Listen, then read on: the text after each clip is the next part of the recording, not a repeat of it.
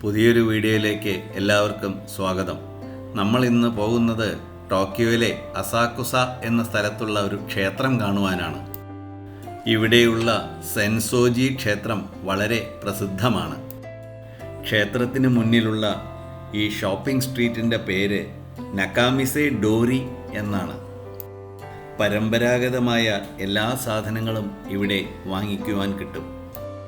ടോക്കിയോയിലെ പ്രധാനപ്പെട്ട ബുദ്ധക്ഷേത്രങ്ങളിൽ ഒന്നാണ് സെൻസോജി ക്ഷേത്രം. ഈ വെളുത്ത നിറത്തിൽ കാണുന്നത് ജാപ്പനീസ് ലാൻറ്റേൺസ് എന്നാണ് പറയുന്നത്, അതായത് വിളക്കുകൾ എന്നർത്ഥം. ഇത് ഓരോ ഭക്തരുടെ വകെ തൂക്കുന്ന വിളക്കുകളാണ്. ഭക്തർ തങ്ങളുടെ കാര്യസാധ്യത്തിനായി തൂക്കുന്ന വിളക്കുകളാണ് ഇവയെല്ലാം. ക്ഷേത്രത്തിന് മുന്നിലുള്ള ഈ പ്രധാന കവാടത്തിൻ്റെ പേര് കമിനാരിമോൺ ഗേറ്റ് എന്നാണ്.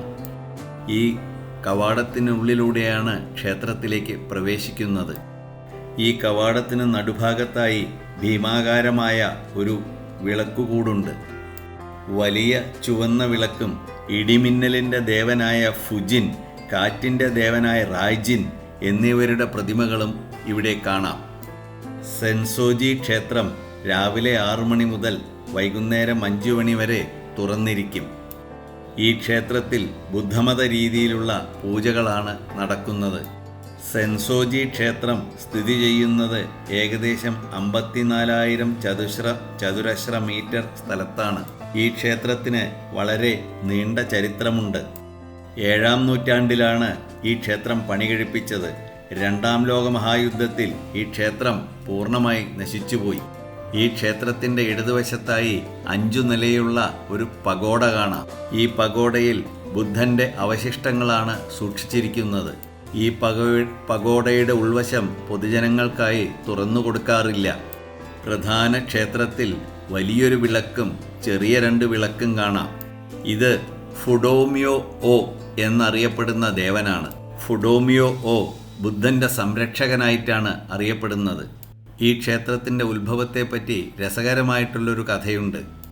ഏകദേശം 1400 വർഷങ്ങൾക്ക് മുൻപ് ഹിമോകുമ ഹമനാരി, ഹിമോകുമ ടെഹനാരി എന്നീ 2 സഹോദരന്മാർ സുമിത നദിയിൽ മീൻ പിടിക്കുവാൻ പോയി. അവർക്ക് മീൻ വലയിൽ ബുദ്ധൻ്റെ ഒരു ചെറിയ പ്രതിമ കിട്ടി. അവരത് തിരികെ നദിയിൽ എറിഞ്ഞെങ്കിലും വീണ്ടും അതേ സ്ഥലത്ത് നിന്ന് അതേ പ്രതിമ തന്നെ ലഭിച്ചു. ഇതൊരു അത്ഭുത പ്രതിമയാണെന്ന് മനസ്സിലാക്കിയ ഗ്രാമത്തലവൻ നഗാമോഡോ പ്രതിമയെ തൻ്റെ വീട്ടിൽ പ്രതിഷ്ഠിച്ചു. പിന്നീട് ആ വീട് ഒരു ചെറിയ ക്ഷേത്രമായി മാറി. അതാണ് സെൻസോജി ക്ഷേത്രം.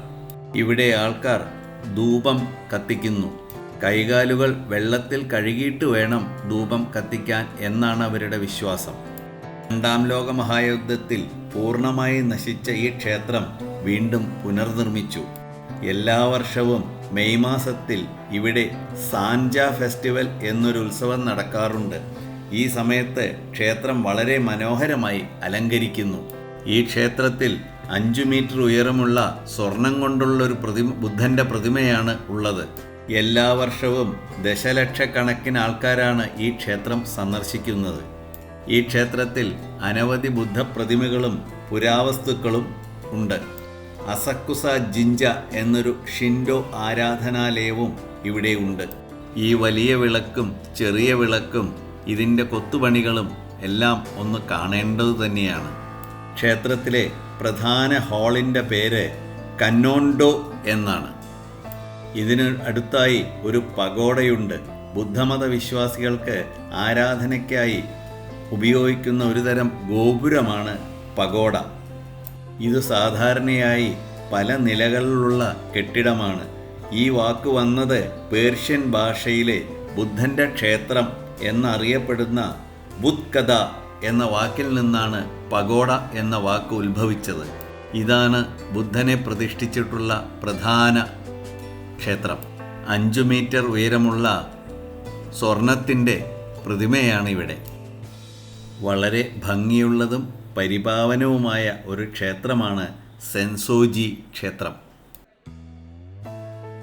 ഞങ്ങൾ ഇതെല്ലാം കുറേ നേരം ചുറ്റി നടന്ന് കണ്ടു. ബുദ്ധ സന്യാസിമാർ അനവധി പേർ അവരുടെ ഭാഷയിലിരുന്ന് ജപങ്ങൾ ചെയ്യുന്നത് കണ്ടു. ഇത് വലിയൊരു കിടാവിളക്കാണ്. ഈ വിളക്കുമാടം വളരെ ഭംഗിയായി അലങ്കരിച്ചു വച്ചിരിക്കുന്നു. ഇതെല്ലാം കണ്ടു പുറത്തു കടന്ന ഞങ്ങളുടെ അടുത്ത ലക്ഷ്യം ആ കാണുന്ന സ്കൈ ടവറാണ്.